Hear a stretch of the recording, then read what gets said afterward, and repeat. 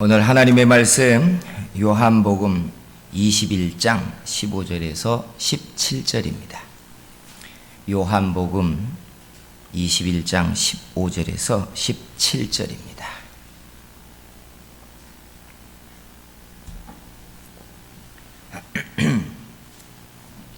요한복음 21장 15절에서 17절 말씀을 봉독해 드립니다.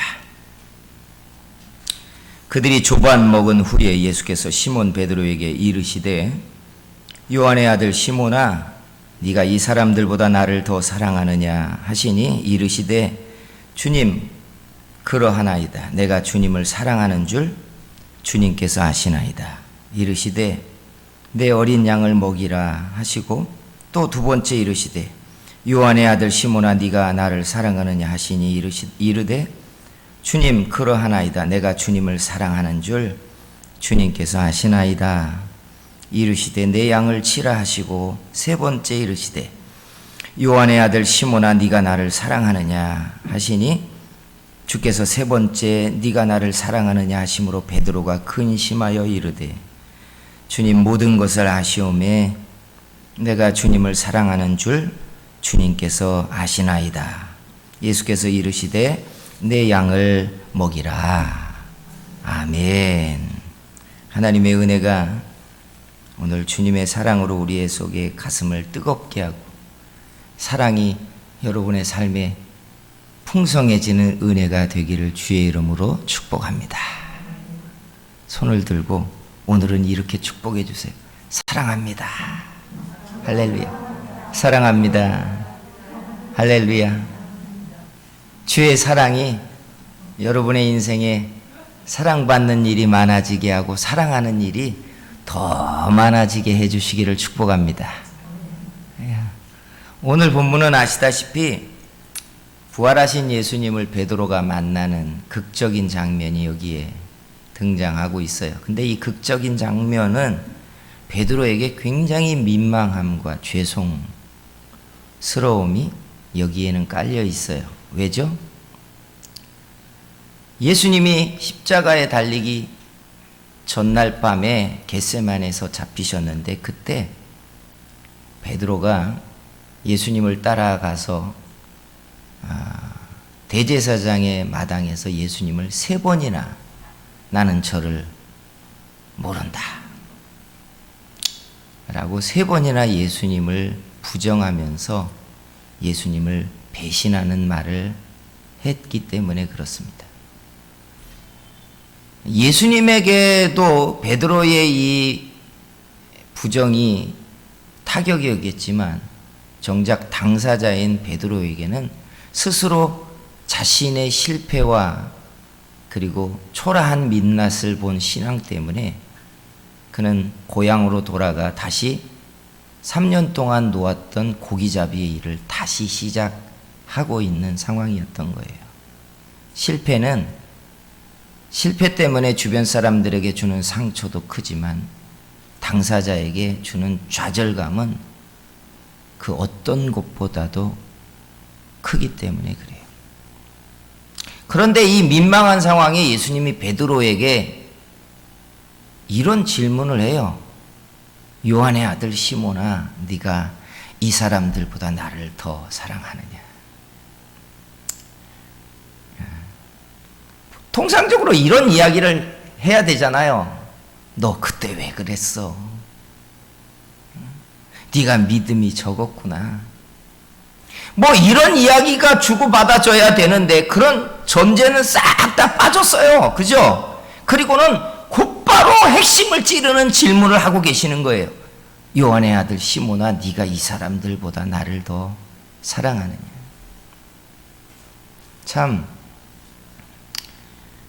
민망한 질문이지만 이 질문을 가만히 이렇게 수면 위에 띄워놓고 보면 사랑을 묻는다는 이 질문은 보통의 질문이 아닙니다. 왜냐하면 우리는 일상적으로 사람들에게 You love me? 라고 물을 수 없기 때문에 그래요. 그렇잖아요. 신앙이 좋다고 내가 주를 사랑합니다 라고 말하는 것과는 다른 거잖아요. 부부가 오래 살아도 여보, 당신 아직도 나 사랑해? 쉬운 질문이 아니라고요.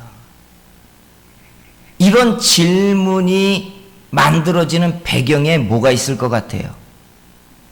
이건 질문을 하는 이나 질문을 받는 당사자나 상호 간에 사랑하고 있거나 사랑했거나 서로 그 사랑을 알고 있는 관계라는 걸 의미해요.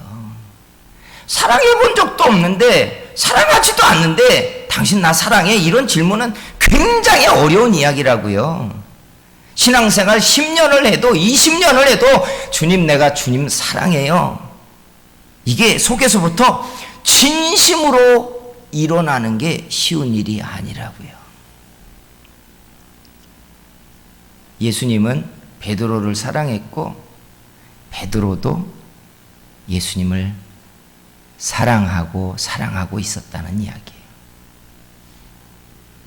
그래서 이 상황을 보면 관계를 만드는 세 가지의 형식이 있어요. 옛부터 우리들이 가지고 있는 모든 관계 속에는 그 관계를 정의하는 세 가지의 형식이 있습니다. 이걸 들으면서 우리는 무슨 관계일까 하고 생각해 보세요. 첫째는 혈연 관계가 세상을 만드는 기본 시스템이래요. 집단이 만들어지기 전에 가장 기본적인 단위가 뭐예요? 혈연 관계예요. 세상이 다 뒤집어져도 끝까지 이어지는 관계가 혈연 관계래요. 혈연 관계, 가족 구성원들이라고 말하지만 혈연 관계가 가지고 있는 특징이 있습니다.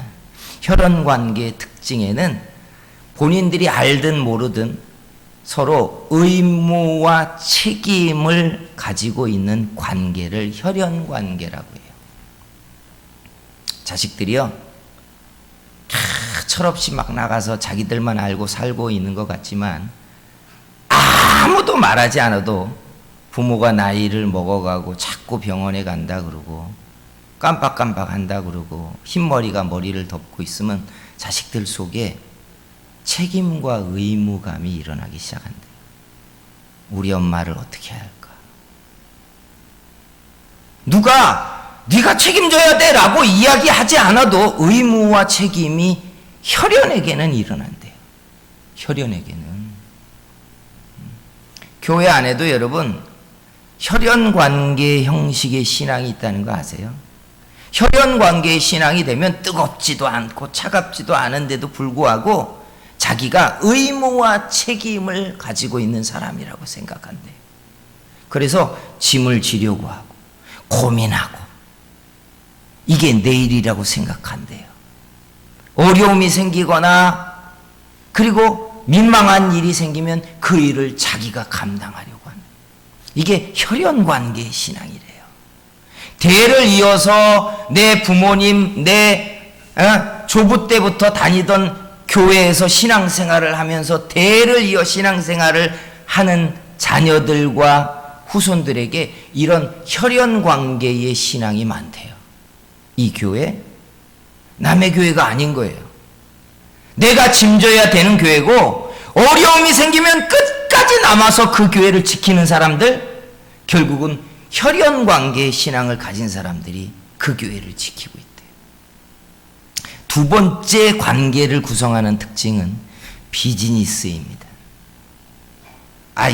너무 상업적인 이야기 같지만 실은 사회학자들은 세상을 구성하는 가장 커다란 집단은 비즈니스 관계래요. 비즈니스 관계가 가장 충만하고 뜨거울 때가 언제냐? 상호 이익이 최대치가 됐을 때 가장 뜨거워진대요. 성공과 명예를 얻는 순간이 이익이 최대치가 됐을 때래요. 당당하고 자부심이 될 때. 우리 대통령 선거를 앞에 놓고 막 자기 당 후보를 당선시키려고 모인 집단을 보자요. 다 비즈니스 관계입니다. 자신들이 목적으로 하는 당이 당선되어야 비즈니스적으로 이익이 최대치가 발생하기 때문에 자, 볼까요? 교회 안에 신앙생활은 그럼 비즈니스 관계가 없을까요? 놀랍게 민망한 말이지만 우리가 가지고 있는 신앙을 담백하게 펼쳐보면 우리 비즈니스 관계로 신앙 가지고 있는 형식이 많다는 사실이에요. 예배 어떻게 합니까? 어떤 사람들은 자기 하나님을 경외하려고 예배하고요. 주님을 사랑해서 주께 나와요. 그런데 어떤 사람들은 하나님께 하나님을 예배해야 구원을 받는다고 생각하고 예배해야 하나님께 복을 받는다고 생각해요. 11조와 헌물 어떻게 드리는 줄 아세요? 어떤 사람들은 11조와 헌물이라는 개념 자체에 특별한 의미가 없어요. 내가 사랑하는 주님이고 주님이 말씀했기 때문에 그냥 말씀을 섬기며 주를 경외하는 행위예요. 그런데 어떤 사람들은 이걸 해야 심은 것을 거두고 하나님의 약속의 말씀대로 복을 받는다고 생각해요. 그래서 신앙이 언제 망가지느냐? 비즈니스 관계에서 이익이 사라지기 시작하면 흔들려요. 내가 이만큼을 기도했는데 왜 하나님의 응답은 이만큼이냐라고 할 때 믿음이 막 흔들려요.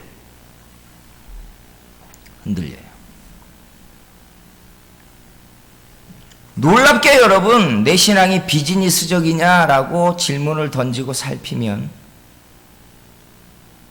우리 가운데 많은 신앙의 모양이 비즈니스적이다라고 이야기할 수밖에 없는 부분이 있어요. 그런데 여러분, 이런 관계를 뛰어넘는 가장 성숙한 관계는, 주님이 요구하는 관계는 바로 사랑하는 사이예요. 주님은 베드로에게 오셔서 너 그때 왜 그랬어? 야, 그때 두렵든 무서웠어? 너 믿음이 적구나. 이런 얘기 1절 꺼내지 않아요. 너 아직도 나 사랑하고 있니? 이 얘기예요.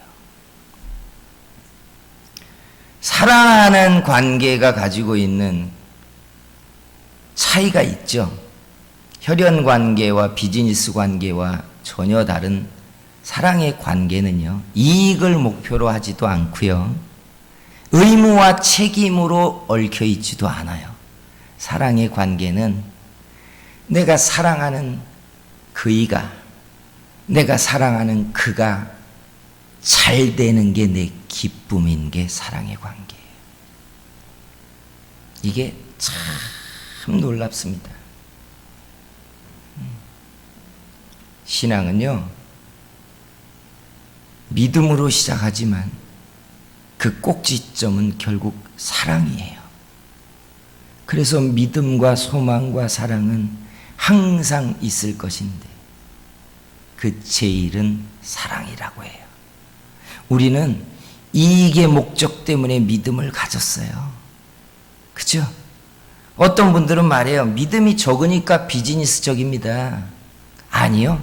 비즈니스적인 사고는요, 믿음이 크면 큰 거래를 해요. 아세요? 하나님께 큰 걸 요구하는 것을 심는 행위를 할 뿐이에요. 하나님이 우리에게 일방적인 이유는 결국은 사랑 때문이었어요. 우리가 잘 알듯이 요한복음 3장 16절에 이렇게 말씀했어요. 하나님이 세상을 이처럼 사랑하사 독생자를 주셨으니. 하나님의 구속사의 이유가 사랑 때문이래요. 사랑해서래요. 사랑해서.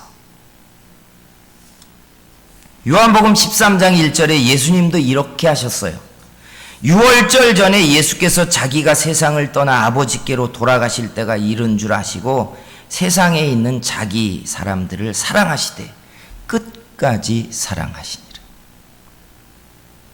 결국 사랑은요, 사랑하는 그이가 잘 되는 게 목적이에요. 그러니까 신앙이 굉장히 다른 거예요. 헌신을 하고 수고를 하는 게 그 이익을 통해 내가 잘 되려고 하는 이게 목적의 비즈니스 관계가 아니에요. 그냥 주님을 영화롭게 하는 게 좋으니까 하는 거예요. 찬양을 하는 거예요. 찬양을 하니까 내 영혼이 충만해지니까 난 찬양합니다. 이게 아니에요. 내가 사랑하는 일을 노래하는 거예요. 이게 예배예요.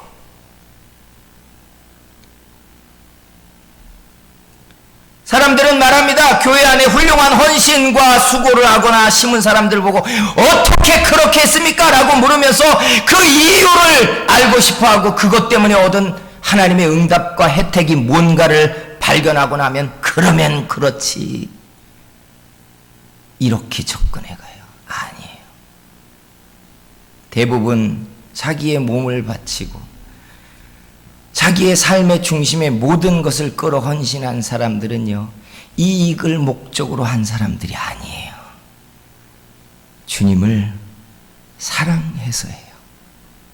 사랑해서요. 한 율법사가 예수님에게 와서 질문을 던진 적이 있습니다. 선생님, 제일 큰 계명이 뭡니까? 그때 예수님 뭐라고 답하셨는지 기억나세요? 주 너의 하나님을 사랑하되 힘을 다하고 목숨을 다하고 성품을 다하여 사랑하라. 이게 제1되는 첫 번째 계명이래요. 로마서에도 바울이 말하기를 사랑은 율법의 완성이래요. 완성은 사랑에 있다는 거예요. 그런데 예수님이 이제 그것을 베드로에게 묻고 있는 거예요. 너 나 사랑하고 있니? 나 아직도 믿고 있니? 이 질문이 아니에요. 사랑하고 있니? 주님도 이유 없이 조건 없이 우리를 사랑하셨듯이 하나님이 우리에게 마지막으로 던질 질문은 너 나 아직도 믿고 있니? 이 질문이 아닌 거예요. 너 나 사랑하니?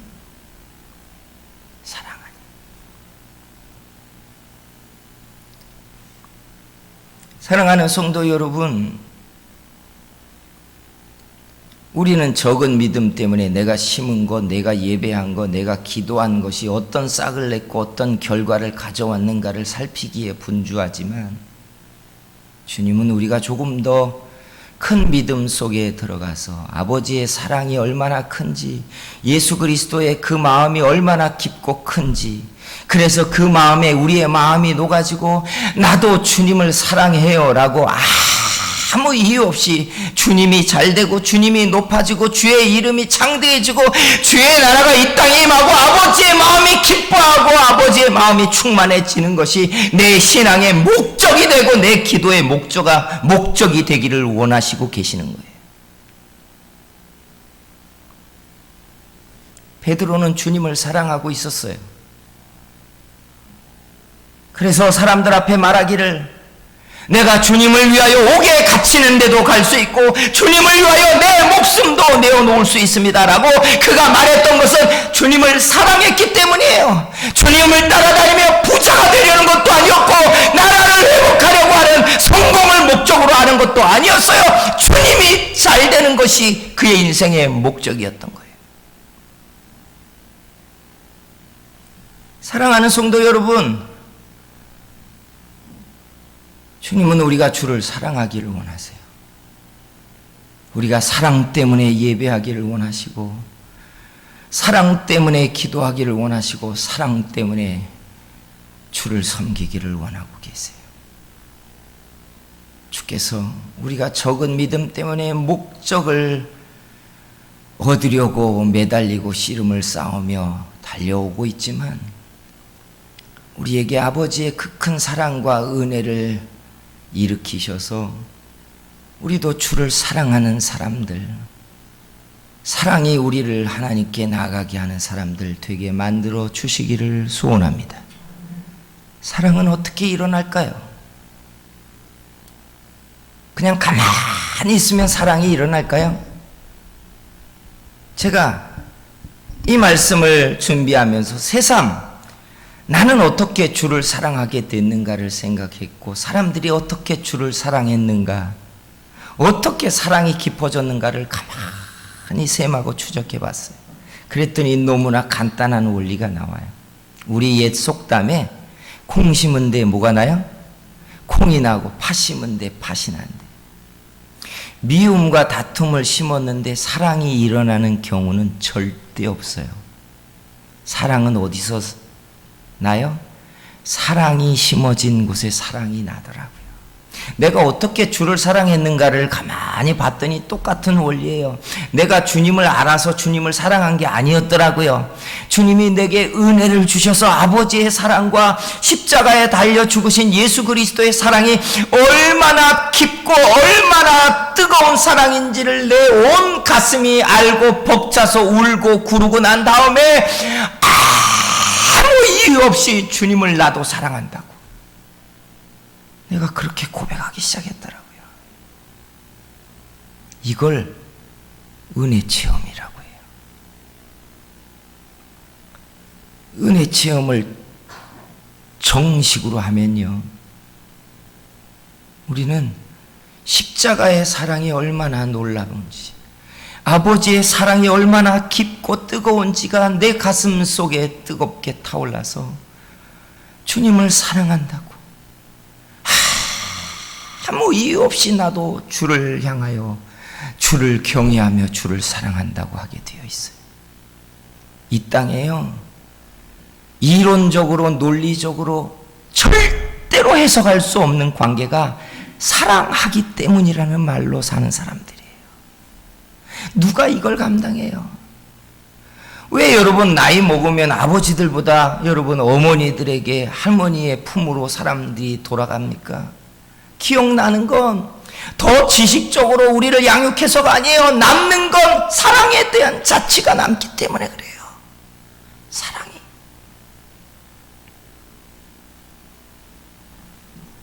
사랑하는 성도 여러분, 그래서 정말 은혜를 받아야 하는 겁니다.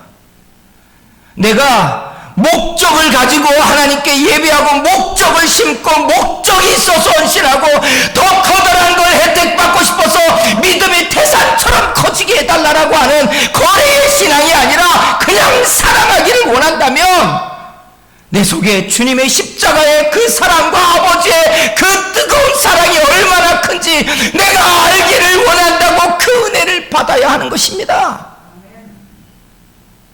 하나님의 사랑이 우리의 가슴을 사랑하는 사람으로 만들어 놓게 되어 있는 거예요.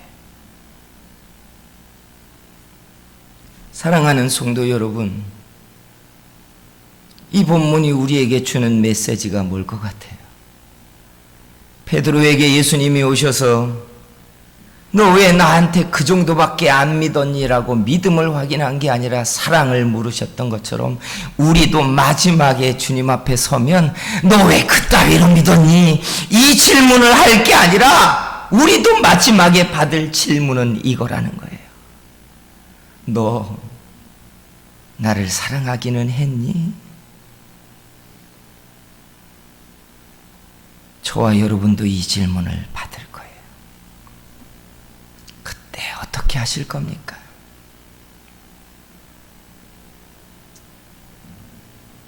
그때 여러분들은 뭐라고 대답하실 준비가 되어 있습니까? 그때 우리 속에 부끄럽지 않게 이런 답들이 나와야 돼요. 네, 저도 주님을 사랑하고 있어요. 나도 이 모든 것보다 주님을 사랑하고 있는 거 주님 아시잖아요. 사랑하는 성도 여러분, 믿어야 구원 얻는다고 하고 회개해야 제사함 받는다고 하고 심어야 거둔다고 하고 예배를 드려야 하나님을 영화롭게 한다고 다 거래적인 말씀이 담겨 있으니까 우리는 그걸 지키려고 하지만 정작 주님은 그 속에 주님을 사랑하기를 원하신다는 거예요.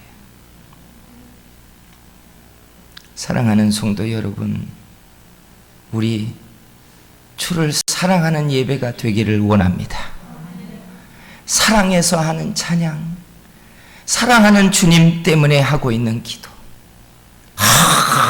어떻게든 이 기도가 내 삶에 하나님의 응답을 끌어다가 내 삶을 업그레이드 만들어 놓기를 원하는 목적을 성취하기 위하여 몸부림치는 기도가 아니라 사랑하는 주님이 잘되게 하고 싶고 사랑하는 주님이 좋아하는 일을 하고 싶고 사랑하는 주님을 높이고 싶어서 하나님께 나와 예배하고 기도하고 헌신한 이런 저와 여러분과 우리 성도교회가 되기를 주의 이름으로 축원합니다.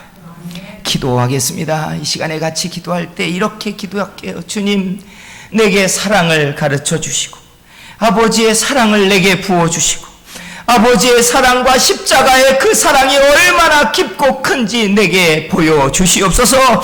내가 사랑으로 예배하며 사랑 때문에 주를 섬기는 사람 되게 만들어 주시옵소서 하고 우리가 주의 삼차고 같이 기도합니다. 주여 주여 주여 사랑하시는 우리 아버지 하나님 은혜를 감사합니다. 주의 능력들과 역사가 일어나게 하며 굳세게 하며 충만해져 가게 하며 거룩한 은혜가 가득하게 인도하여 주셔서 그 은혜들 가운데 굳세게 하며 담대해져 가게 하며 충만해져 가게 하시는 놀라운 역사가 나타나는 사람들 에게 인도하여 주시기를 간절히 바라고 합니다. 사랑이 심어져 가게 하며 사랑이 우리 속에 일어나게 하시며 사랑을 알게 하시며 사랑하는 우리 주님을 향하여 우리가 우리의 가슴을 열고 뜨겁게 찬양하며 예배하는 사람들 되게 만들어 주셔서 우리의 믿음과 예배가 우리의 삶의 무거운 짐이 아니라 하나님께 하는 헌신이 적은 믿음 때문에 요동치는 두려움이 아니라 우리 주님을 영화롭게 하며 기뻐하는 주님을 향하여 빛나는 마음에 빛나는 손길이 되는 예배와